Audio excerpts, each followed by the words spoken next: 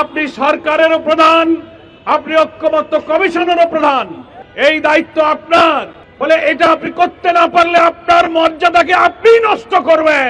প্রয়োজনে সকলে ঐক্যমত্য হলে আমরা বৃহত্তর ঐক্যের মধ্য দিয়ে নির্বাচনকে ফেব্রুয়ারিতে সুষ্ঠু করতে চাই। খেলায় দুটো দল থাকে, কিন্তু একজন রেফারি লাগে, নাকি বলেন?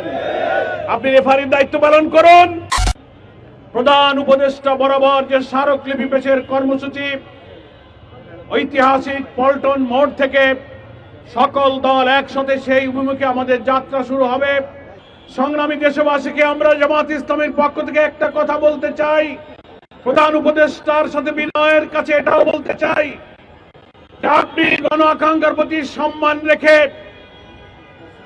রাষ্ট্র সংস্কারের জন্য 6টি কমিশন আপনি করে দিয়েছিলেন।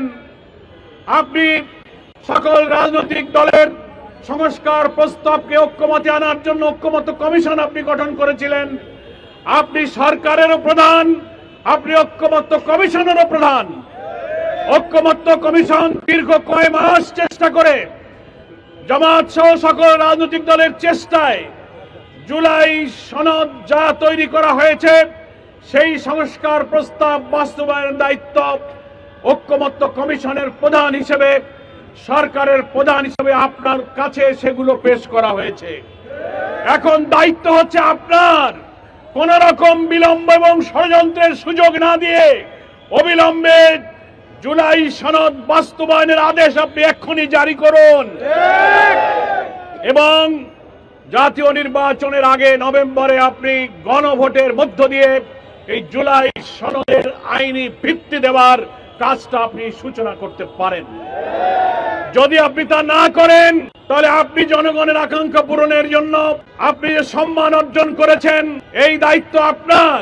বলে এটা আপনি করতে না পারলে আপনার মর্যাদাকে আপনি নষ্ট করবেন।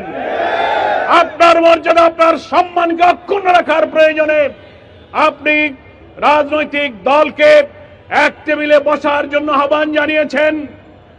আমরা জামাত ইসলামের পক্ষ থেকে আগেই ঘোষণা করেছি আমরা প্রস্তুত রাজনৈতিক সংকট নিরসনে আমরা এক টেবিলে বসবো, কিন্তু সেখানে সরকারকে মধ্যস্থতার দায়িত্ব পালন করতে হবে। খেলায় দুটো দল থাকে, কিন্তু একজন রেফারি লাগে, নাকি বলেন? আপনি রেফারির দায়িত্ব পালন করুন। আমরা সহনশীলতা, আমাদের মধ্যে নেগোসিয়েশনের দৃষ্টিভঙ্গি রেখে জাতীয় স্বার্থে আমরা অতীতেও ছাড় দিয়েছি। প্রয়োজনে সকলে ঐক্যমত্য হলে আমরা বৃহত্তর ঐক্যের মধ্য দিয়ে নির্বাচনকে ফেব্রুয়ারিতে সুষ্ঠু করতে চাই।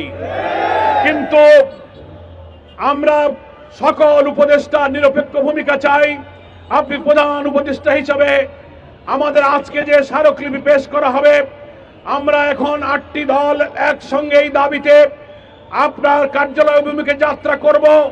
এর সঙ্গে আরো অনেক নতুন নতুন দল যুক্ত হবার অঙ্গীকার করেছে। এই আন্দোলনে বিশাল জনতা শামিল হবে। প্রিয় প্রবাসী, আমরা যারা প্রবাসে কাজ করি, পরিশ্রম করি, আমরা সবাই চাই দেশে একটা ঠিকানা হোক, কিন্তু ভয় পাই প্রতারণা হবে কিনা, নিরাপদ কিনা, টাকাটা হারাবে না তো।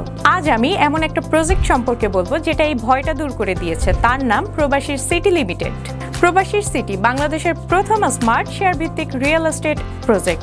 মানে আপনি মাত্র 5 লাখ টাকা বিনিয়োগে 1% শেয়ার কিনতে পারবেন, আর 5 বছরে পাবেন দ্বিগুণের বেশি হালাল মুনাফা। তাহলে আর অপেক্ষা কেন? এখনই যোগাযোগ করুন স্ক্রিনে দেওয়া নাম্বারে। প্রবাসী সিটি লিমিটেড প্রবাসী হেলিকপ্টারের একটি অঙ্গ প্রতিষ্ঠান।